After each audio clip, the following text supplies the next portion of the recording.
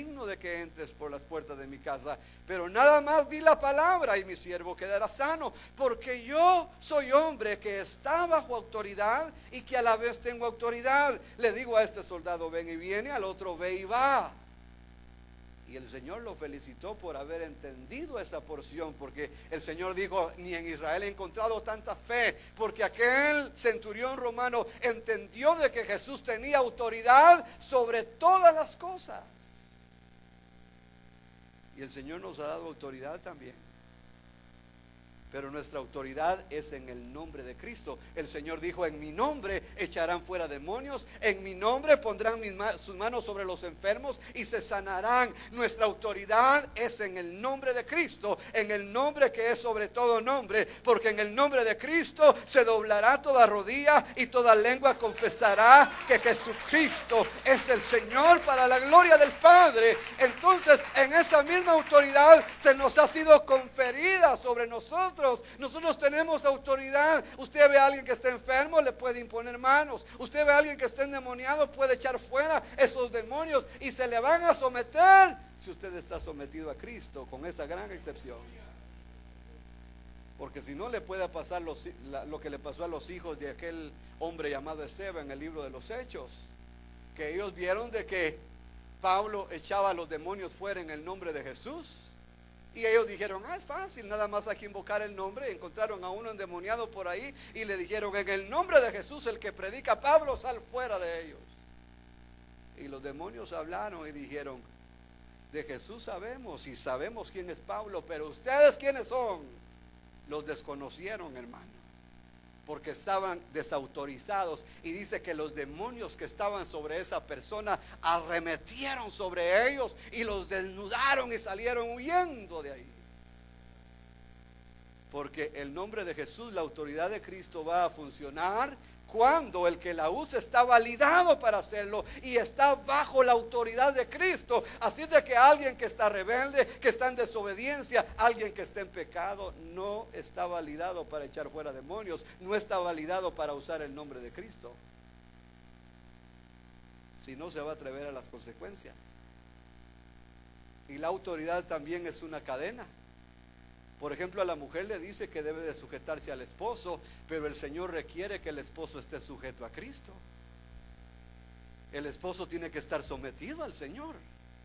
Si el esposo no está sometido a Cristo, entonces van a haber conflictos ahí, hermano. Yo sé que la esposa, por amor a Cristo, puede hacerlo, porque dice, verdad, bueno, por obedecer al Señor lo voy a hacer, aunque mi autoridad no está validada. Y el que va a sufrir las consecuencias es el esposo, porque él está desconectado de la autoridad de Cristo. Pero en un hogar, para que un hogar esté en el orden de Dios, es de que el varón debe de estar sometido a Cristo. Y cuando el varón esté sometido a Cristo y cumpla con todo deber que la palabra del Señor requiere de él, que sea un marido responsable, amoroso, que sea un marido que cumple, que trae el pan, que protege, que considera los suyos y que está cumpliendo toda responsabilidad, ese esposo no va a exigirle a su esposa que se sujete. Ella voluntariamente lo va a hacer.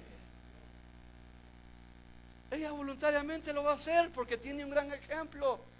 Y va a decir, no, mi esposo está sujeto a Cristo.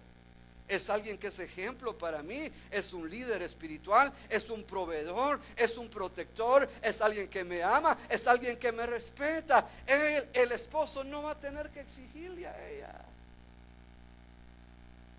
Ella va a estar, hermano, en obediencia. Como una vez un esposo le dice a su esposa, quiero que de ahora en adelante me llame Señor, así como Sara llamaba Señor a Abraham. Y la esposa le dijo, muy bien, mi amor, cuando tú seas Abraham te voy a llamar Señor.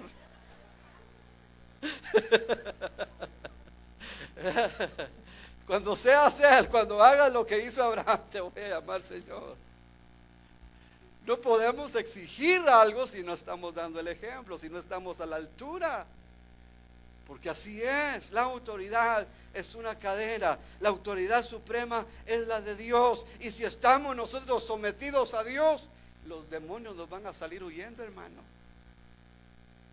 ¿Acaso del Señor Jesús ni siquiera. Cuando el Señor entraba a la sinagoga, los endemoniados salían huyendo y decían: ¿qué tienes con nosotros, Jesús, Hijo del Dios Altísimo? ¿Has venido a echarnos antes del tiempo?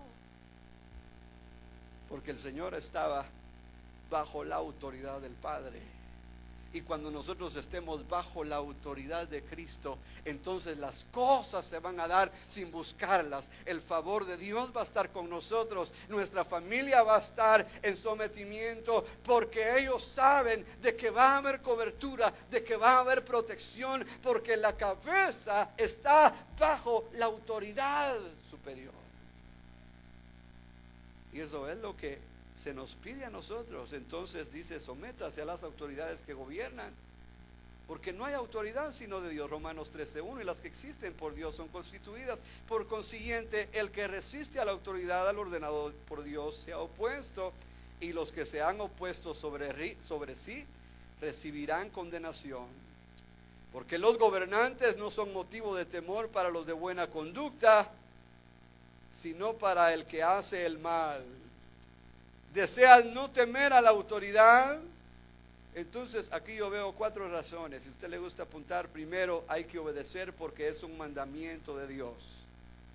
No es una sugerencia, no es una suposición, no es algo si nos conviene o no, porque hay gente que obedece por ciertas razones. Por ejemplo, los soldados de Saúl le obedecían porque le tenían temor.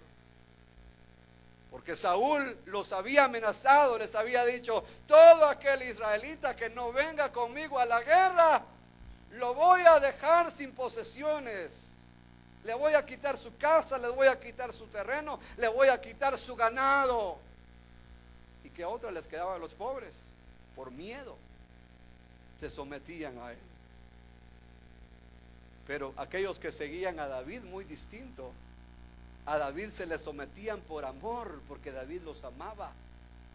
Y porque David les inspiraba a ellos confianza, honestidad, gallardía, valentía. Entonces, hermano, porque la autoridad puede ser obedecida por ciertas cosas. Y aquí se menciona el temor. Dice: ¿no quieres tener temor? Porque pues obvio, ¿verdad?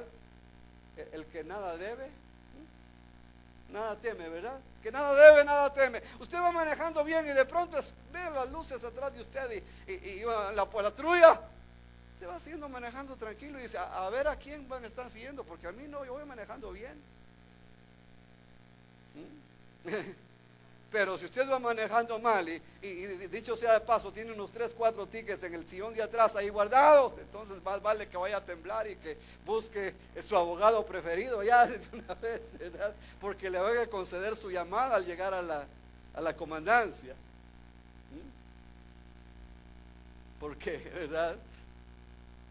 Porque cuando hay delito, cuando hay algo, hermano, porque aquí se menciona también de la conciencia, ¿verdad? No sé, en otros versículos dice: por motivo de conciencia, porque la conciencia nos va a hacer ver, nos va a examinar, nos va a mostrar si estamos en obediencia a la ley.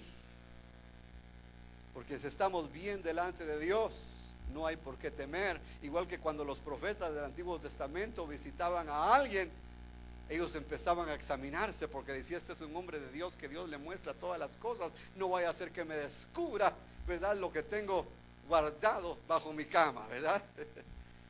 Ellos se ponían ahí a examinarse a sí mismos, porque era un hombre de Dios que iba a declarar lo que se había hecho, lo que la persona era, aún en lo oculto. Pero cuando hay testimonio interno de que se está caminando bien delante de Dios, entonces no hay temor. Entonces hay que hacerlo, dice, para no tener temor. Hay que hacerlo también por motivo del castigo, dice acá, versículo 3, porque los gobernantes no son motivo de temor para el de buena conducta, sino para el que hace el mal. Deseas pues no temer a la autoridad, haz lo bueno y tendrás elogios de ella, pues para ti es un ministro de Dios para bien. Pero si haces lo malo, teme, porque no en vano lleva la espada, pues ministro es de Dios, un vengador que castiga al que practica lo malo. Entonces hay que obedecer, ¿verdad? Para no tener temor, para no recibir ningún castigo de la autoridad.